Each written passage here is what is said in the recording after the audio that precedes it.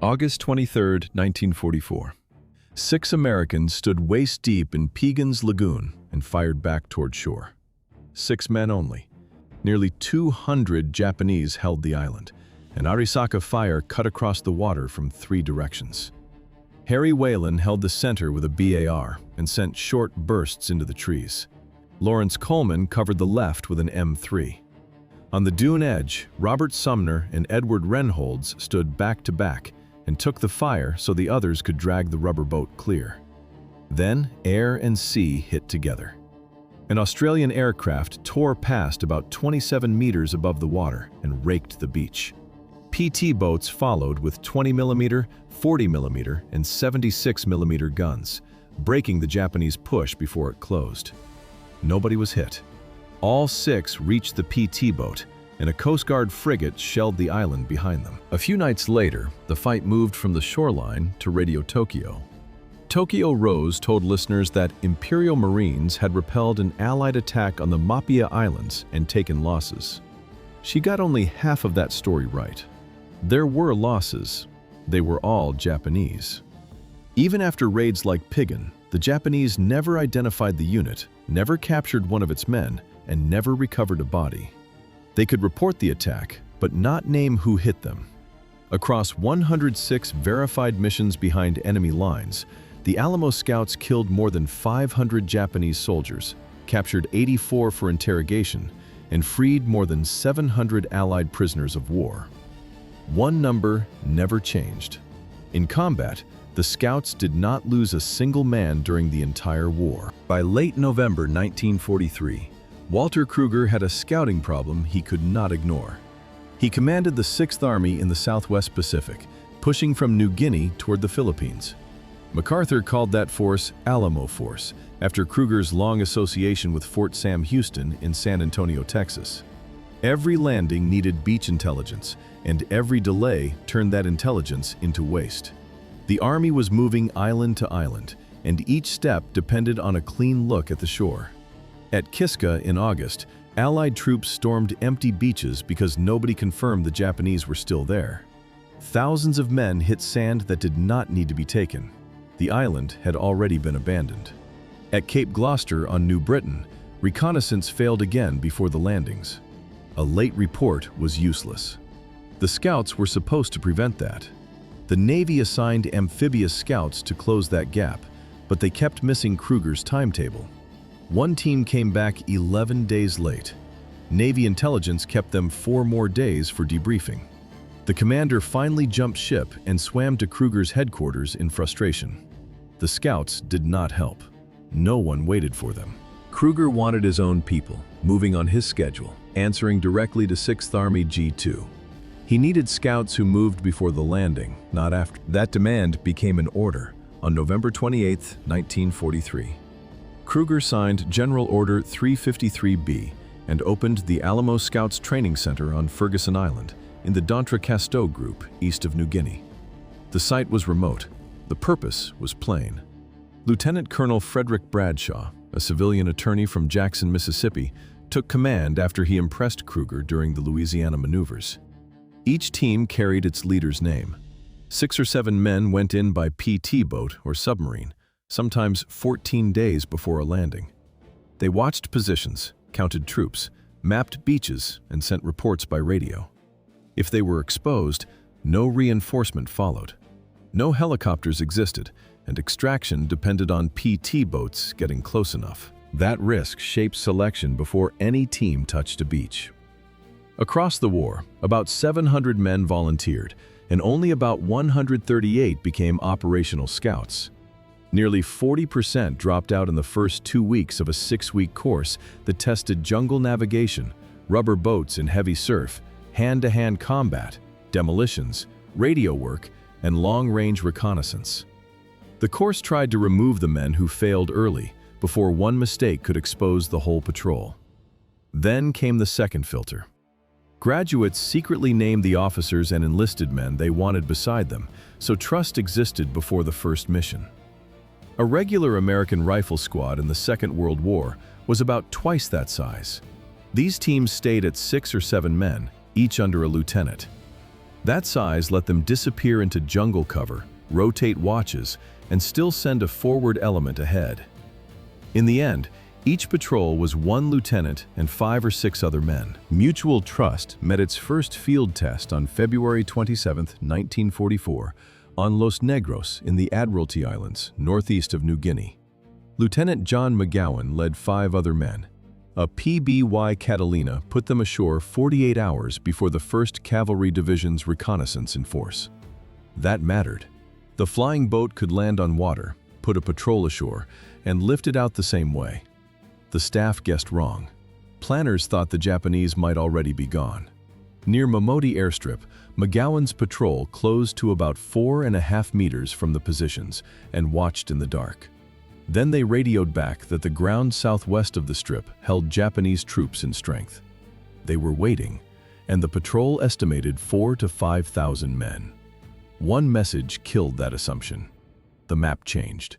When the Catalina returned, the pilot refused to slow, so the team threw away its rubber boat and climbed onto a moving flying boat.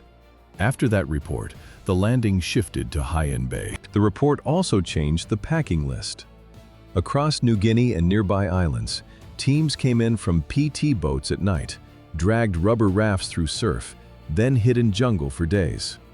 Each man carried an M1 carbine, about 2.5 kilograms empty, with 75 rounds and 2 fragmentation grenades.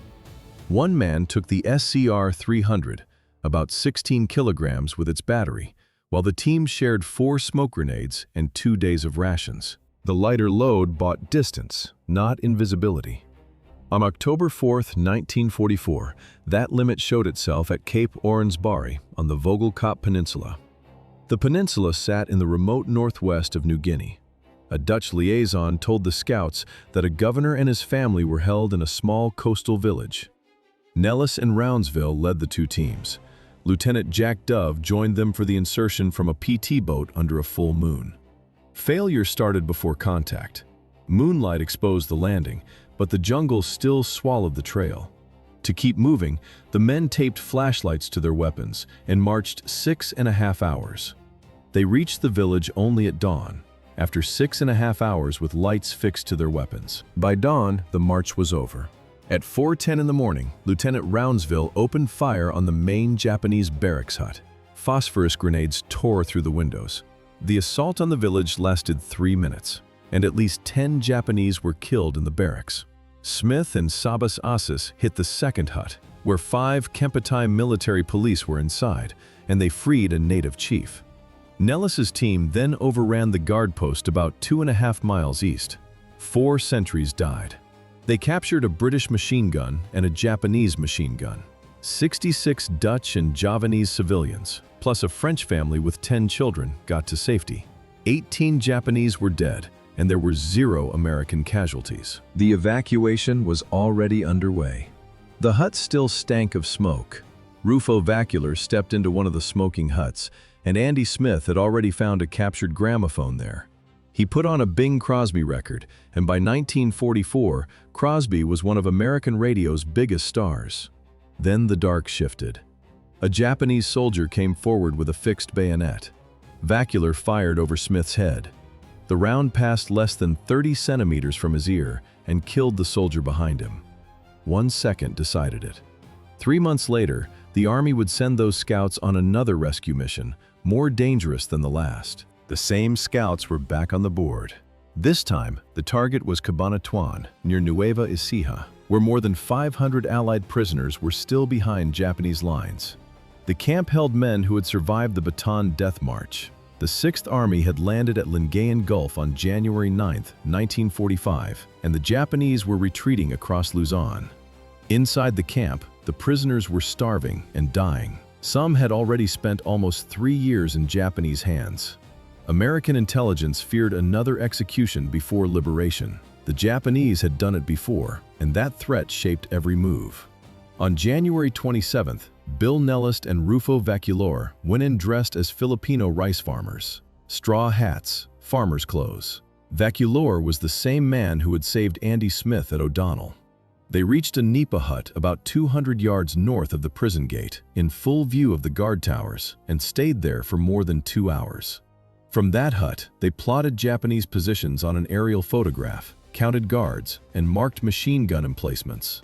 3 more scouts later crawled to the same spot to serve as runners. Lieutenant Dove carried the marked photo by native pony to Platero, where it reached Lieutenant Colonel Henry Mucci's 6th Ranger Battalion. On the night of January 30th, that paper became the route into the camp. Hours later, those marks turned into lanes toward Cabanatuan. 2 5-man Alamo Scout teams moved with C and F companies of the 6th Ranger Battalion, and about 280 Filipino guerrillas under Juan Pajota and Eduardo Hosen. A P-61 Black Widow, America's first purpose-built night fighter, pulled the guards' eyes upward.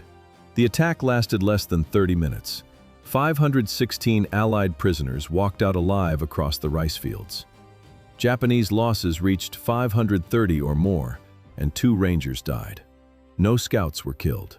6th Army's weekly G2 report called it an almost perfect example of reconnaissance and planning. Cabanatuan saved prisoners and ended their cover.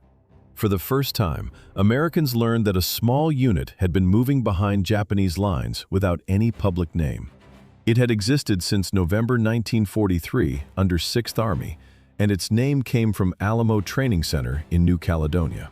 Army records list 106 reconnaissance missions and 1,482 total days in the field.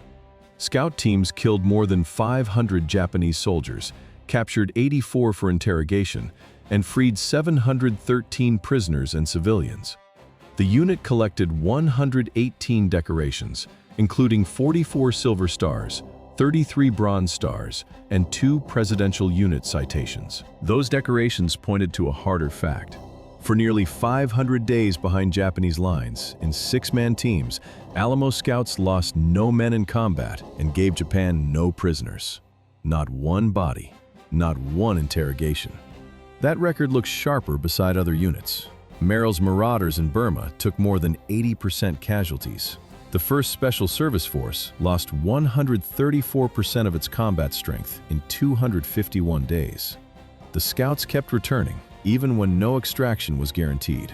Their files still carried 44 Silver Stars, 33 Bronze Stars, and 2 Presidential Unit citations. Tokyo never identified them as one unit, because the teams left reports behind and almost no trace. 6th Army created them at Alamo Training Center in New Caledonia in November 1943. In November 1945, Kyoto ended it. The unit was disbanded without ceremony or parade. That quiet ending also erased them from public memory. Men went back to farms in Iowa, law offices in Mississippi, and civilian lives that rarely named the work. The methods moved on. In 1950, Rafael Ileto took that field experience home and built the Philippine Army's first Scout Ranger Regiment. 2 years later, the United States Army made Special Forces a separate branch, but the model was already out in the world. Vietnam proved the point again.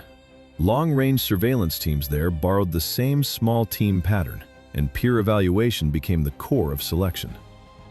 Then came a late correction. In 1988, Fort Bragg called the surviving veterans back and handed them the United States Army Special Forces tab. The tab at Fort Bragg pointed to one name, Galen Kittleson. 19 years old, the Iowa farm boy earned a Silver Star with the 503rd Parachute Infantry Regiment on Noam 4. He volunteered for the Alamo Scouts. He went into Cabanatuan and O'Donnell Barracks. After the war, he joined Special Forces. In 1970, at 46, he led the assault element on the Son Tay prison camp raid in North Vietnam. Son Tay sat west of Hanoi. He was the only American soldier in 4 prisoner-of-war rescue attempts across 2 wars. The trail returns to Mapia. In August 1944, a Radio Tokyo archive preserved a message to the Pacific Fleet, read by a woman in English. Americans called her Tokyo Rose. She said Imperial Marines had repulsed an Allied attack on the Mapia Islands, just north of New Guinea. She named no scouts. By then, 6 Americans had already left with no losses, no prisoners taken, and no clear trace behind. That August broadcast still survives, and it still reports a repulsed Mapia without one word about the men already gone.